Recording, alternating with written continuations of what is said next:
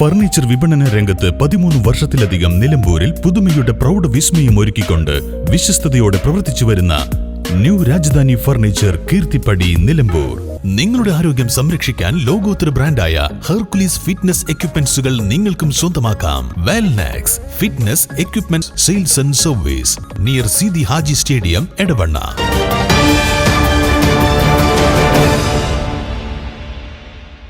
Karulai UDF ഭരണസമിതിയുടെ കീഴിൽ നിർമ്മിച്ച ഗ്രൗണ്ട് തകർന്ന സംഭവം. ഗ്രൗണ്ട് സന്ദർശിച്ച് പ്രതിഷേധം നടത്തി ഡിവൈഎഫ്ഐ പ്രവർത്തകർ.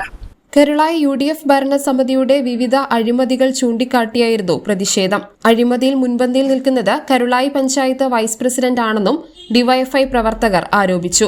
ഒട്ടനവധി കാര്യങ്ങളിൽ അഴിമതികളുണ്ട്. കോവിഡ് കാലത്ത് അഴിമതിയുണ്ട്. കരുളായി ഗ്രാമപഞ്ചായത്തിന്റെ വൈസ് പ്രസിഡന്റ് പറയുന്നത് കരുളായി ഗ്രാമപഞ്ചായത്തിൽ അഴിമതി ഇല്ല എന്നുള്ളതാണ്. അഴിമതി കോവിഡ് കാലത്ത് അഴിമതിയുണ്ട്. കേരളോത്സവമായി ബന്ധപ്പെട്ട്, സ്പോർട്സ് കിറ്റുമായി ബന്ധപ്പെട്ടുണ്ട്, വേസ്റ്റ് ബിന്നുകൾ സ്ഥാപിക്കുന്നതുമായി ബന്ധപ്പെട്ട് അഴിമതികളുണ്ട്.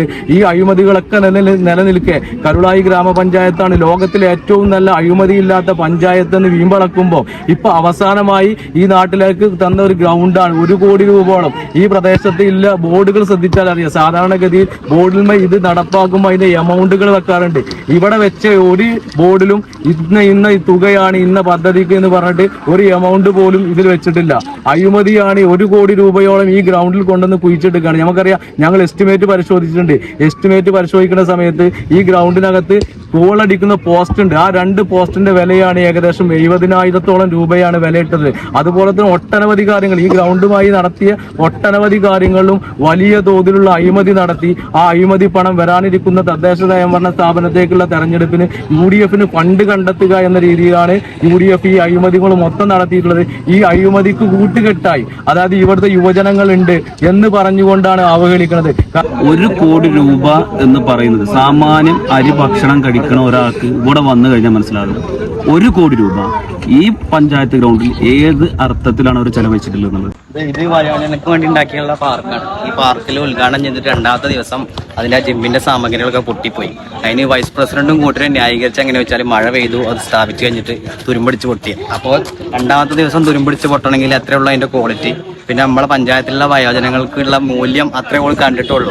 ഇവിടെ വരുന്ന ആളുകൾക്ക് ഒന്ന് ഇരിക്കാനോ പിന്നെ അടിസ്ഥാനപരമായ സൗകര്യം ഒരുക്കാനോ ഈ 1 കോടി രൂപ ചെലവഴിച്ചെന്ന് പറയുന്നത് വലിയൊരു ബൃഹത്തായ പദ്ധതി എന്ന് പറയപ്പെടുമ്പോൾ ഒരു പ്രകടമായ അഴിമതിയുണ്ട്.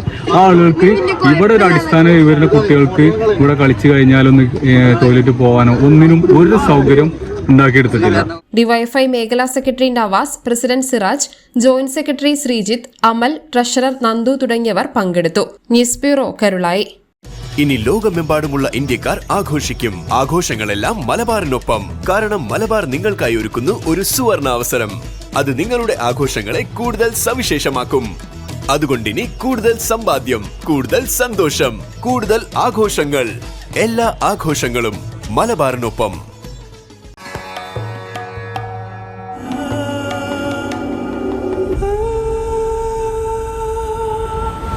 ചരിത്ര Vivah bridal collections by Shobhika Weddings.